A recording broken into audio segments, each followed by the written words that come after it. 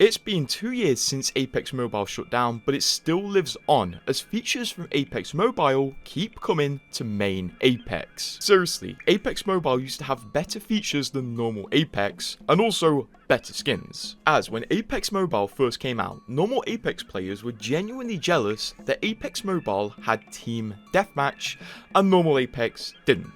Apex Mobile released when normal Apex was in Season 13, and normal Apex didn't get Team Deathmatch until Season 16, and it wouldn't be a stretch to say that Team Deathmatch getting added was slightly influenced by Apex Mobile. Throughout this video, you're going to realise there's a bit of a conspiracy that Apex is copying old Apex Mobile features. For example, the firing range in Apex used to be terrible. All you could do is go in, pick up weapons, and shoot some dummies. If you wanted to go into third person, you had to go activate an Easter egg, and if you wanted to activate the dummies, you had to activate a completely different Easter egg. There was no menu or even accessible way to activate these. You literally just had to know how to do an Easter egg that was never explicitly mentioned. And then Apex Mobile came along with menus where you could activate things such as unlimited ammo, moving dummies, third person, and much more, because believe it or not, Apex's firing range never used to have unlimited ammo. Apex Mobile used to also have these panels in the firing range where you could select any weapon you wanted and also equip any item you wanted, which normal Apex didn't have. You had to go individually find the items, which could be confusing to new players. This all changed when normal Apex hit Season 17 and we got a completely new firing range. First of all, they added death boxes around the firing range so you could find any item you wanted. They also added the ability to activate unlimited ammo, which took so long to get added, it was just ridiculous that we had to wait that long.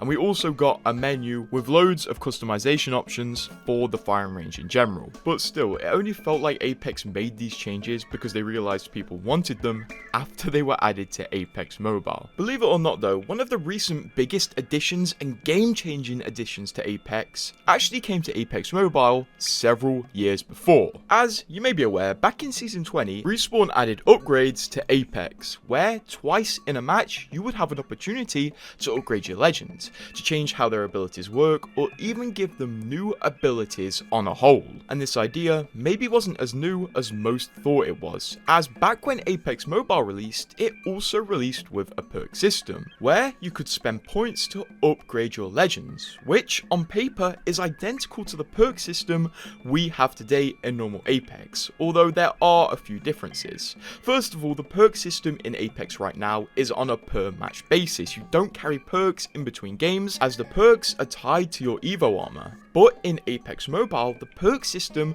was actually binded to your character, meaning any perk you selected in the lobby would be automatically equipped by the time you played the next game. Also, the Apex Mobile perk system wasn't tied to your Evo shield, but instead you gained points by playing your legends, which could be used to upgrade their perks on a skill tree. And the Apex Mobile perks were pretty powerful and about on the same level as normal Apex. For example, in Apex Mobile, Wraith had 3 perks: Threat Intel, where the passive would actually display the distance between you and your enemies; Escape Void, that allowed Wraith to go into the void when she was knocked; and Phantom Footfall, where Wraith literally just had an increased movement speed overall, which all sound fairly powerful, although I think the system normal Apex uses, where your perks are tied to your armor level, is far better, because in Apex Mobile, if you grind enough, you'll simply be better than everyone else, which isn't really fair. One unfortunate thing that main Apex copied from Apex Mobile though is gambling events, as back when Apex Mobile was out, normal Apex would only have collection events, while Apex Mobile had these events where there was a selection of items and you couldn't get any specific one. You had to gamble for them by buying a ticket and hoping you rolled onto the item you wanted. It ended up creating a system where normal legendary skins were worth around $300 because your only option was to gamble for them.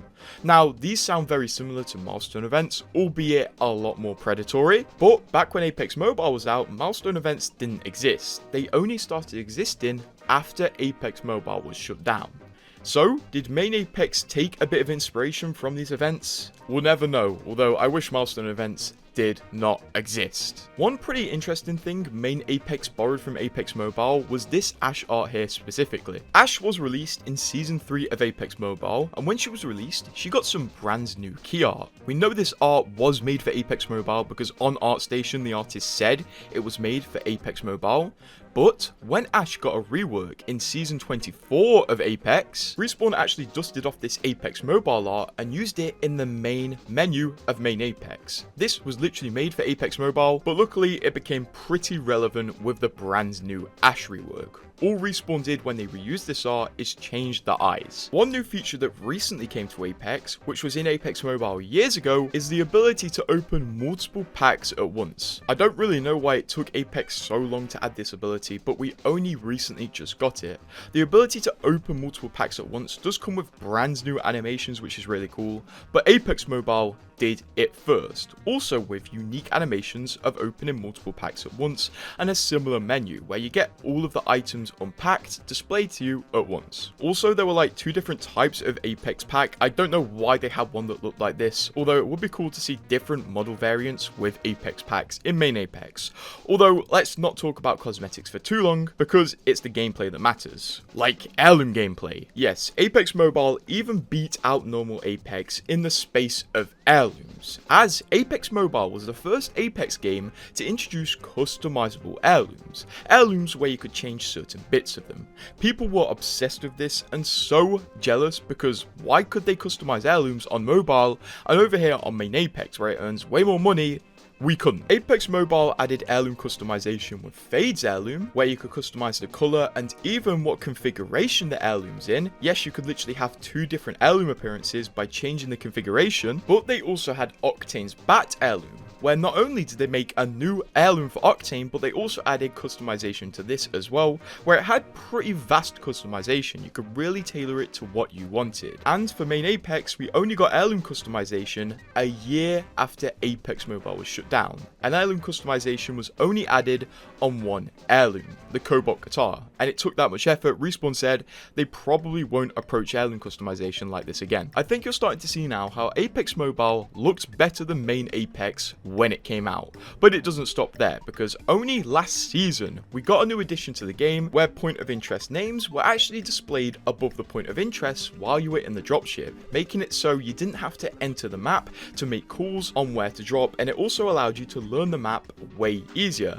And guess where this was before it was in main Apex? Well, it was only in Apex Mobile. It is genuinely kind of insane how many examples of this there are, even down to controversial things like the fact that Apex Mobile had bots in its matches. These bots were literally just added to fuel your ego a bit and make it easier for new players to start the game, so they didn't have to fight a lobby of 60 players, but maybe they fought a lobby of 40 players and 20 bots. And lo and behold, not long ago, Respawn told us that they were experimenting with adding bots into pub matches. First of all, they were experimenting with adding bots to lower leveled lobbies to make it easier for new players to start the game, and also it could perhaps expand into normal lobbies. So once again, Apex Mobile was there first, even down to the ranked ladder system. Now, Apex Mobile did not have a ranked ladder system, but they had improved rank rewards, which people loved and also begged for on main Apex, and lo and behold, the only way we're able to get improved rank rewards in main Apex now is through the ranked ladder.